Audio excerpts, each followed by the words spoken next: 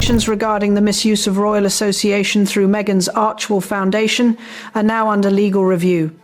As a result, the Duke and Duchess of Sussex, Harry and Meghan, have agreed to divorce. Further details will be addressed at an official royal press conference. I've got explosive news straight from the heart of Britain's royal drama. Imagine a marriage that once looked like a modern fairy tale, now crumbling under scandal and unrelenting scrutiny. What if I told you that one simple administrative slip has unraveled everything for Prince Harry and Meghan Markle? That a single paperwork error has snowballed into allegations of misuse, a high-stakes lawsuit, and ultimately the royal bombshell divorce no one saw coming. Princess Anne, the no-nonsense backbone of the monarchy, has stepped forward with a statement sending shockwaves through Buckingham Palace and beyond. This isn't just tabloid fodder, it's a calculated unraveling. A ticking time bomb exposing cracks in the Sussex's carefully curated image. Right now, as you read this, legal teams are scrambling. Palace corridors are whispering in shadowed corners, and the public is left stunned, struggling to process the fallout. Before we dive into the chaos, the leaked documents, the secret meetings, the alliances forming in the shadows, hit that subscribe button, turn on notifications. The royal spin machine is already running in overdrive to bury this story. YouTube's algorithm might try to hide this before you even see the full fallout. It always starts small, quiet, boring even, a routine check, a dusty registry, a forgotten envelope sitting somewhere between intention and negligence. But this wasn't just any paperwork. This was the nerve center of Harry and Meghan's post-royal identity. Archewell. Their moral banner, their brand halo, their proof to the world that they didn't need crowns to matter. And then, silence. The kind of silence that screams. California officials flagged Archewell as delinquent. Not a slap on the wrist, not a gentle reminder. Frozen, banned from raising or spending money, a charity built on compassion suddenly gagged by the law. And behind the scenes, panic, phones lighting up, advisors whispering, lawyers pacing, because this wasn't just about a late form. This was about credibility, about whether the Sussex story was built on substance or smoke. And here's where the whispers turned venomous. Sources close to the investigation started murmuring that this wasn't accidental. That royal association, the magic dust of titles, proximity, implication, had been leaned on just a little too hard. That donors were seduced by crowns without realizing they were funding branding exercises wrapped in virtue language. Charity or content strategy? The notice landed in early May 2024 like a grenade. Officials didn't mince words. Archewell was prohibited. Suspension loomed. Revocation wasn't off the table. One insider described the moment the letter was opened as electric dread. Another said it felt like Pandora's box cracking open in Montecito. And while Harry and Meghan's camp rushed to explain lost check, clerical error, misunderstanding, the machine had already started moving. Audits, reviews, escalations, the kind that don't stop once they start. Across the Atlantic, Buckingham Palace was watching, quietly, coldly, waiting. And then Princess Anne stepped in. No cushioning, no soft phrasing, no diplomatic fog, just steel. Allegations regarding misuse of royal associations through Meghan's Archewell Foundation are under legal review. The Duke and Duchess of Sussex have agreed to divorce. Just like that, a marriage ended in a sentence. A decade of drama punctured by one announcement. Palace insiders say this wasn't impulsive. This was surgical. Anne had seen this coming. She always had, long before the Oprah tears, long before the Netflix confessions, long before California charities and Montecito mansions. To Anne, Archewell wasn't just a foundation in trouble. It was proof. Proof of a philosophy she never trusted. That royal proximity could be monetized without consequence. That duty could be replaced with optics. The foundation launched in 2020 with glitter and gravity, promises of compassion, service, impact, a new legacy beyond palace walls. But numbers don't lie, even when press releases do. Donations plunged, from $13 million to barely $2 million. Losses mounted, questions multiplied. Where was the money going? And why was so much of the activity orbiting media deals, appearances, and brand narratives? Behind palace doors, unease grew. Memos circulated, concerns hardened, California noticed, the UK noticed. And when the delinquency notice hit, it confirmed every fear Anne had been quietly cataloging for years. Then came the deeper dig. Events overseas, partnerships under scrutiny, Nigeria trips raising eyebrows. Blurred lines between humanitarianism and self-promotion, donors questioning whether they'd been sold a royal illusion. Even a separate federal probe in Florida started echoing familiar discomforts. And all of this while the marriage itself was already cracking. Harry back in the UK fighting security battles. Meghan in Hollywood accelerating. Two lives drifting on parallel tracks. Connected by kids and contracts, not direction. Insiders whispered about arguments that never ended. About blame. About loyalty. About legacy. Harry saw the foundation mess as fixable, a hiccup, a check that went missing. Meghan saw something darker, sabotage, enemies, old palace ghosts pulling strings. Neither could convince the other, and every headline sharpened the divide. Then the lawsuit exploded. What began as a delinquency label metastasized into a full legal storm. California authorities escalated. Court filings accused Meghan of orchestrating misuse of royal association to solicit funds. Not explicitly, but suggestively. Enough to cross lines. Enough to trigger penalties that could destroy Archewell entirely. 7-figure fines, personal liability, Hollywood fallout, auditors went forensic, months of financial archaeology. Patterns emerged. Money flowing into initiatives suspiciously aligned with Netflix and Spotify narratives. One source whispered it felt like peeling an onion soaked in influence. And the palace? They froze. Distance became doctrine. Containment the mission. King Charles leaned on Anne more than ever. Late night calls. Strategy sessions. One priority, protect the crown. Anne didn't blink. She framed the divorce as necessary. Clean. Protective. A severance not just of marriage, but of risk. Insiders say ultimatums were issued. Step back or be exposed. Preserve the institution or burn with the scandal. Harry was shattered. Emails leaked later showed him defending Archewell fiercely, insisting it still mattered.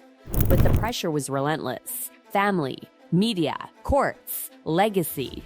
By November 2025, divorce papers were filed quietly in California. No fanfare, no fairy tale ending. Just legal language and shared custody plans. Archie and Lilibet caught between worlds. Assets split. Ventures divided. Archewell restructured. Harry pivoting toward Invictus. Meghan doubling down on solo ambitions. But beneath the legal calm, devastation. Late night calls, tears, regret. The echo of a love story that once defied an empire, now undone by forms, fees, and fallout. And the world watched. Every sighting. Every solo appearance. Harry alone at polo, Meghan smiling through red carpets. Rumors hardened into reality. This wasn't just a divorce, it was an autopsy. And the question hanging in the air was brutal and unavoidable. Was this all inevitable from the start? The palace didn't just react to the divorce, it mobilized. Behind the thick walls and antique doors, something ancient kicked in. Survival mode. Damage control sharpened into something colder, more strategic. Factions hardened, lines were drawn, and right at the center of it all stood Princess Anne, unflinching, unsentimental, and utterly done. Insiders whisper that once the divorce papers were filed, Anne moved fast. Meetings stretched deep into the night. Documents spread across polished tables. Archewell wasn't just a foundation anymore, it was a liability map.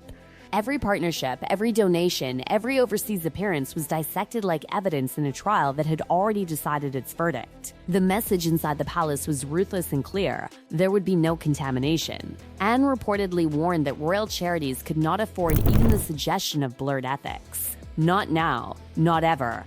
Any association that smelled like self-promotion wrapped in virtue had to be cut loose. The Sussex chapter, in her eyes, wasn't tragic, it was instructive, a lesson written in fallout. Prince William stood firmly at her side, quiet, controlled, furious beneath the surface.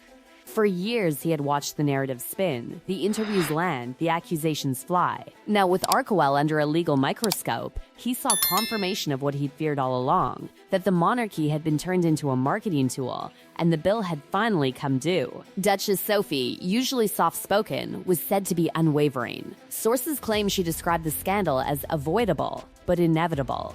A slow-moving collision between Hollywood instincts and institutional restraint. And King Charles? Torn doesn't even begin to cover it. Those close to him describe a man visibly aged by regret. A father who had lost his son long before the divorce, now watching the wreckage pile higher. He deferred more and more to Anne, trusting her instincts over his own emotional pull. Stability mattered more than sentiment. The crown always comes first, even when it hurts. Across the ocean, Montecito felt colder. Friends vanished. Invitations dried up. Hollywood, once so eager to bask in royal adjacency, began backing away. Silence replaced praise. Even longtime allies chose distance over defense. No one wanted to be subpoena adjacent. And then came the numbers. Public opinion didn't just dip, it cratered. Polls showed support collapsing in the UK. Once sympathetic audiences hardened, social media turned savage. Hashtags exploded. Memes mocked. Threads dissected timelines, receipts, contradictions. The narrative shifted from misunderstood rebels to cautionary tale. Meanwhile, Princess Anne's approval surged. She was recast not as cold, but as necessary. The enforcer. The firewall. The one who did what others wouldn't. The press sharpened its knives. Editorials questioned ethics. Commentators asked whether Archewell had ever truly been about service, or if it was always about leverage. Overseas partners spoke up, some expressing quiet regret, others outright anger. In Nigeria, murmurs of exploitation surfaced. Donors wondered aloud whether goodwill had been mistaken for endorsement. The lawsuit pressed forward, relentless. Courtrooms replaced red carpets. Depositions replaced interviews. Financial trails were followed with obsessive precision. Each new filing threatened to pull more threads loose. Netflix, Spotify, brand deals hovering uncomfortably close to charitable language. Meghan's team fought back aggressively. Harassment, targeting, weaponized bureaucracy. The delinquency, they insisted, was nothing more than a lost check, a clerical hiccup inflated into a global spectacle by enemies old and new. But the court didn't care about intent. It cared about patterns. And patterns were emerging. Meanwhile, the family feud refused to stay buried. Samantha Markle's defamation appeal resurfaced like a ghost that wouldn't rest. Judges raised eyebrows. Doubts lingered. The Oprah interview. The Netflix series. Old words were replayed under new lights. What once felt emotionally raw now felt legally risky. Inside Montecito, the emotional toll was unmistakable. Harry retreated inward. Those close to him describe a man exhausted by loyalty to his wife, his children, his past, his bloodline. He defended Archewell fiercely, but the cracks in his conviction were visible. Late-night emails grew shorter. Calls ended faster. The weight of legacy pressed harder. Meghan, outwardly composed, powered ahead. Projects, branding, reinvention. But insiders whisper that behind closed doors, the armor slipped. This wasn't the ending she'd envisioned. This wasn't control, it was containment. Therapy had failed, mediation stalled, trust eroded beyond repair. The divorce settlement moved efficiently, almost clinically, shared custody, carefully worded clauses, asset divisions designed to avoid spectacle. But pain doesn't obey legal language. It lingered in pauses, in unanswered messages, in the knowledge that a story once sold as destiny had unraveled into paperwork. Back in Britain, the palace tightened ranks. Reconciliation was quietly deemed impossible without full accountability. Anne was unwavering. Any return to proximity would require reforms so total it bordered on erasure. And even then, forgiveness was not guaranteed. Camilla maintained her poised silence, but aides noted her unease. Stability had been hard-won. The last thing the monarchy needed was another narrative wildfire. By late 2025, the world had chosen sides. Comment sections filled with verdicts. Some cried injustice, others declared inevitability. But the dominant tone was fatigue. Royal fatigue. Sussex fatigue. A collective sense that the drama had finally reached its reckoning. Harry settled increasingly into the UK orbit, focusing on Invictus, legacy work stripped of glamour. Meghan remained in California, carving a solo path forward, one unbound by royal constraint and unshielded by royal protection. 2 lives, 2 trajectories, 1 spectacular collapse. And hovering over it all was the question no one could escape.